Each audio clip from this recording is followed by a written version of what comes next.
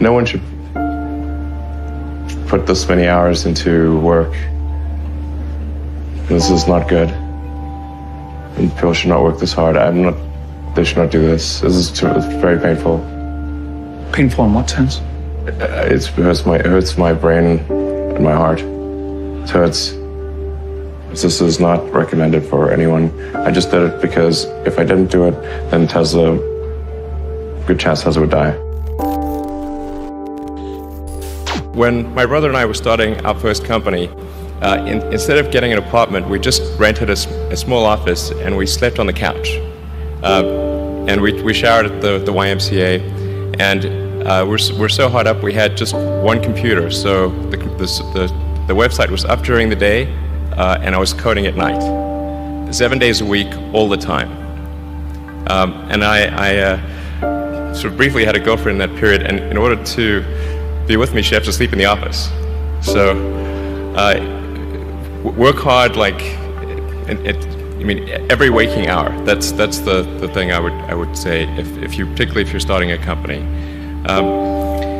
And I mean, if you do simple math, you say like, okay, if somebody else is working 50 hours and you're working 100, you'll get twice as much done in the course of a year as the other company. I mean, Tesla really faced a severe threat of death due to the Model 3 production ramp. Essentially, the company was bleeding money like crazy, and just if we didn't solve these problems in a very short period of time, we would die. And it was extremely difficult to solve them. How close to death did you come? Within single-digit weeks. 22 hours a day, or like how many hours? Just working, so 7 days a week, sleeping in the factory. I worked in the paint shop, general assembly, body shop. You ever worry about yourself imploding? Like it's just too much? Absolutely.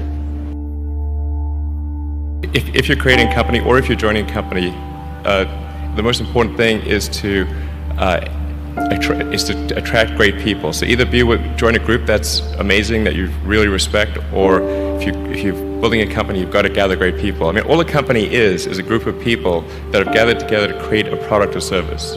And so depending upon how talented and hardworking that group is, and the degree to which they are focused cohesively in a good direction, that will determine the success of the company. So do everything you can to gather great people if you're creating a company. It's good to think in terms of the physics approach or first principles, which is, rather than reasoning by analogy, you boil things down to the most fundamental truths you can imagine, and you reason up from there. And this is a good way to figure out if something really makes sense, or if it's just what everybody else is doing. It's hard to think that way. You can't think that way about everything.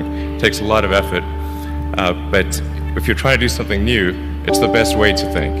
And that framework was developed by physicists to figure out counterintuitive things like quantum mechanics. So it's really a powerful method. Then it's just you have to apply a lot of hours to actually working. So the way I generally do it is I'll be working at SpaceX on Monday, and then Monday night fly to the Bay Area, spend Tuesday and Wednesday in the Bay Area, then at Tesla, and then fly back on Wednesday night, spend Thursday and Friday at SpaceX. In the last several months, then I would fly back here on a Saturday and either spend Saturday and Sunday at Tesla or spend Saturday at Tesla and Sunday at SpaceX. Just showing up is half the battle. Just, you got to try hard to do it, and don't be afraid of failure. You also need to be rooted in reality. So you shouldn't, it's easy to get high in your own supply. You've got to not be afraid to innovate, but also don't delude yourself into thinking something's working when it's not. Or you're going to get fixated on a bad solution. Don't be afraid of new arenas. You can get a book, you can learn something, and experiment with your hands, and just make it happen. Find a way or make a way to get something done. But I think people can choose to be not ordinary. They can choose to not necessarily conform to the conventions that were taught to them by their parents. So yes, I think it's possible for ordinary people to choose to be extraordinary. If somebody is doing something that is useful to the rest of society, I think that's a good thing. Like, it doesn't have to change the world. Like, you know, if you're doing something that has high value to people, if it has a small amount of good for a large number of people, I think that's fine. Like, stuff doesn't need to be changed the world just to be good. Being focused on something that you're confident will have high value to someone else, and just being really rigorous in making that assessment, because people tend to, a natural human tendency is wishful thinking.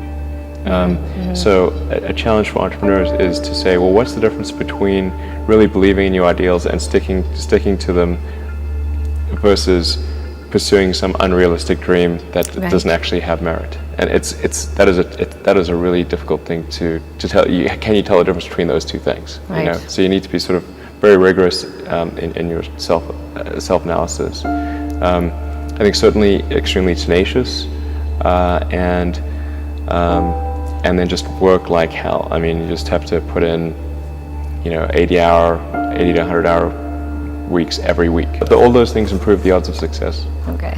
I mean, if other people are putting in 40-hour work weeks and you're putting in 100-hour work weeks, then even if you're doing the same thing, you know that in 1 year you will achieve what they achieve. You will achieve in 4 months what it takes them a year to achieve.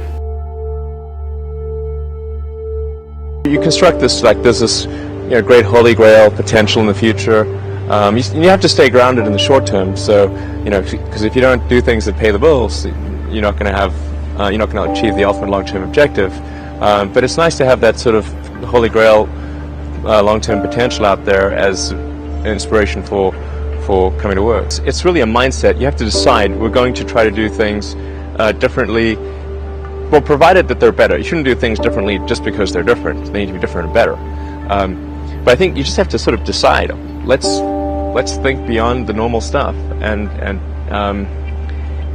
have an environment where that sort of thinking is encouraged and rewarded, and where it's okay to fail as well. Because when you try new things, you try this idea, that idea. Well, a large number of them are not going to work, and that has to be okay. If every time somebody comes up with an idea, it has to be successful, you're not going to get people coming up with ideas. You had that third failure in a row. Did you think, I need to pack this in? Never. Why not? I don't ever give up. I mean, I'd have to be dead or completely incapacitated.